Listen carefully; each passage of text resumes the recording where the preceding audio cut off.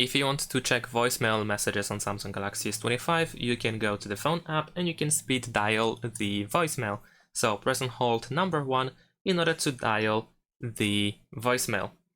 Now this works of course if you have the voicemail number set up properly, which should be done by default. There shouldn't be any issues if your SIM is set up correctly.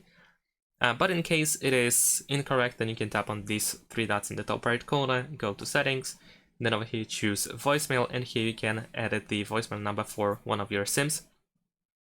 And if you're looking for the voicemail number, you need to simply either ask your service provider or carrier, or just Google your service provider's name and voicemail number.